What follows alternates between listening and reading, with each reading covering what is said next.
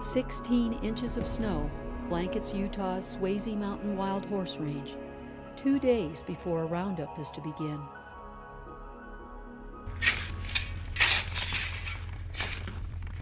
Roads drift closed, and accessing the range proves impossible until snowplows clear the way.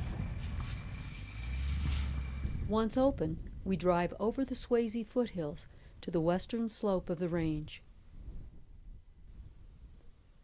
Just before sunset, we find a sheep herder bringing in a flock of 600 sheep, a portion of the nearly 5,000 sheep permitted in the horse range. Despite the snow and cold, the next morning the roundup is still a go. I have a statement to make. I think we want to go on record as saying that we don't think that this roundup ought to start today. We came out yesterday. The only reason we're here is that the snowplows cleared the drifts so that we could get here. Most of the horses are up high, so they'll have to come down off a steep terrain. It could be slick, could be icy. Temperatures are cold, as you pointed out. Too cold, certainly, for Dr. Grandin's standards, at least right now, of 20 degrees or higher. Peak foaling season here is, I believe, April 15th, which that means some will be foaling within several weeks. We were told that it was contractor availability for why this is going to be rounded up for the first time in winter. We represent tens of thousands of people who would not want this to proceed in these conditions. Two choppers working together drive multiple family bands of Mustangs toward the trap. The contractor receives $350 for each Mustang they capture.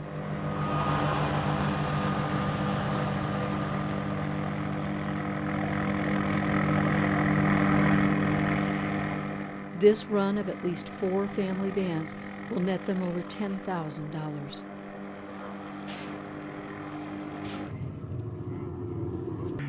Wild horses simply trying to survive winter panic when forced into the crowded alleyway. Watch the right side of the frame and the foal that is upended and trampled.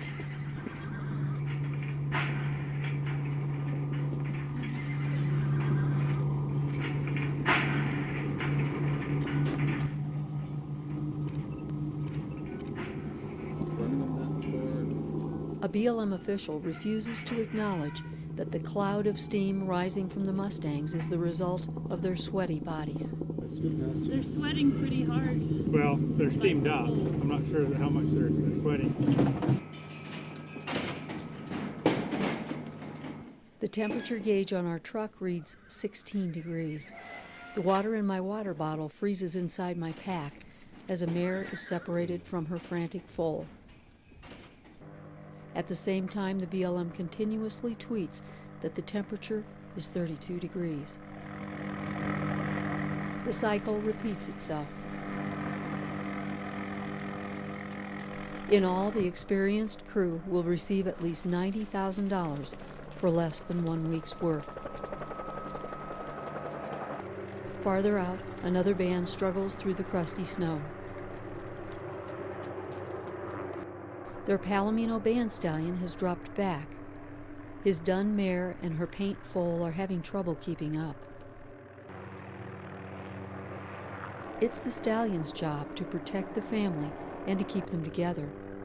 The Palomino is gamely trying to do both. With the help of what may be his lead mare, the family is reunited. But the end is near.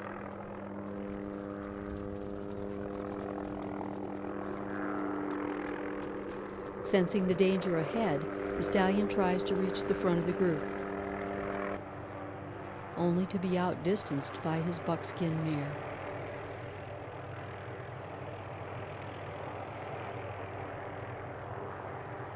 Once caught, the stallion is removed, and the separation of the mares and their foals begins. The unique social structure of wild horses, in which the stallion plays a key role 365 days a year, is ignored as BLM shatters the family unit.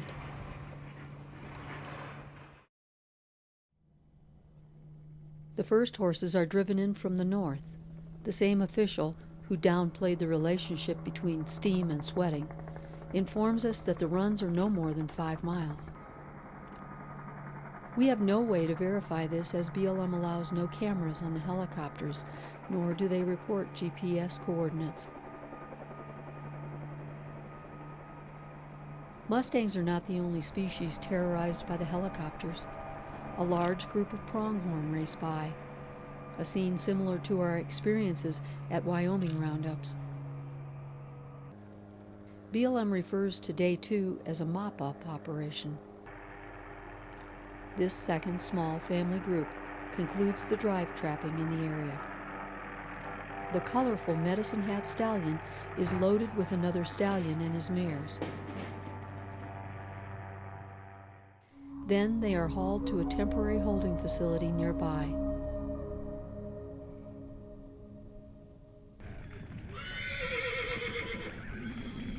At temporary holding, I am only able to get a clear view of the horses by standing atop a snowdrift. Foals are put together in a pen.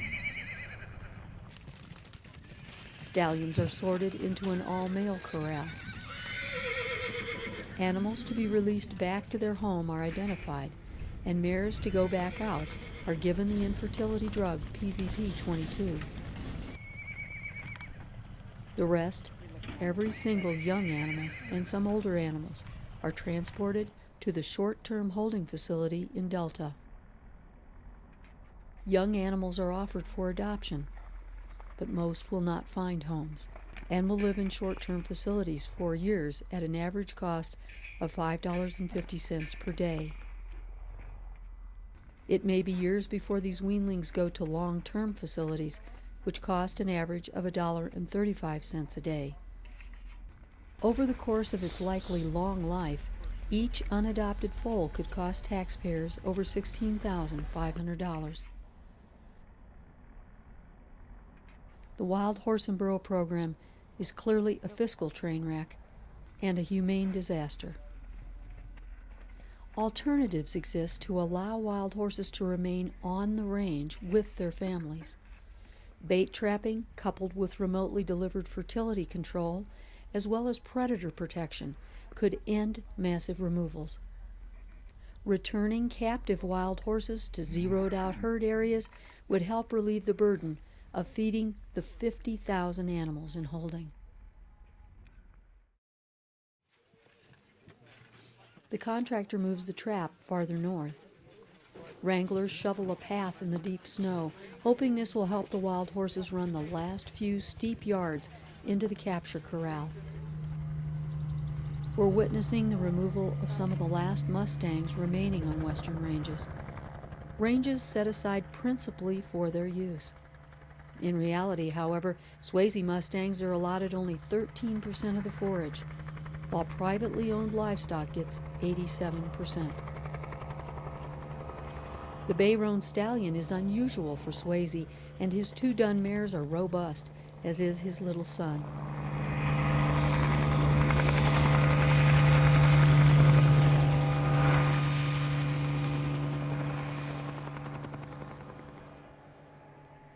The wranglers separate the adults from the colt, putting him in an adjacent pen.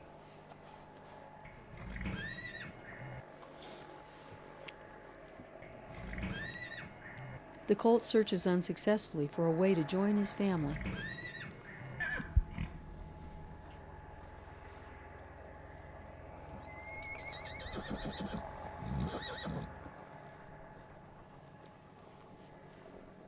He quiets a bit when he realizes they're nearby. The helicopter has more horses on the run.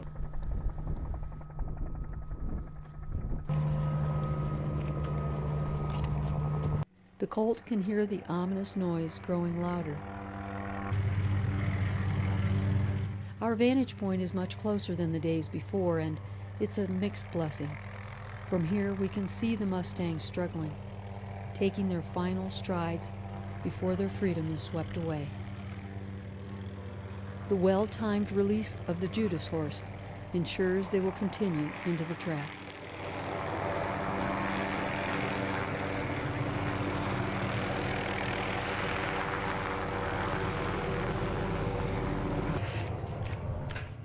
From here, we can sense their confusion.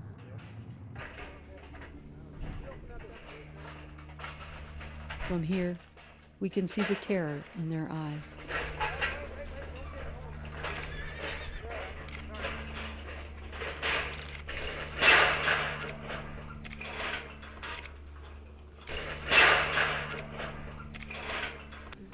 It's hard for me to watch. Yeah, 10:20. While filming the sorting of the horses, I didn't notice that the bay colt's family had been loaded into the front of a trailer. Instead of letting him ride in the back compartment, adults are loaded there. He calls for his mother, and she answers as the trailer drives away. The colt's attempts to escape and his repeated calls still haunt me. Any number of people walk by. Didn't they notice his distress? Or was this just business as usual? An hour passes and more horses are loaded into a trailer.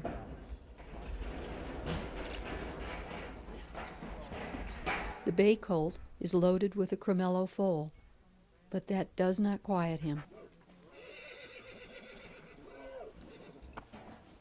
They drive off and he still calls for his mother.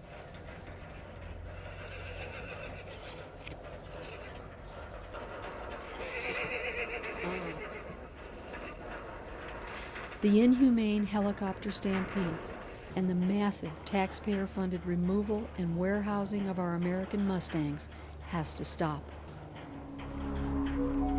From far away, I can hear him calling. I will never forget his voice.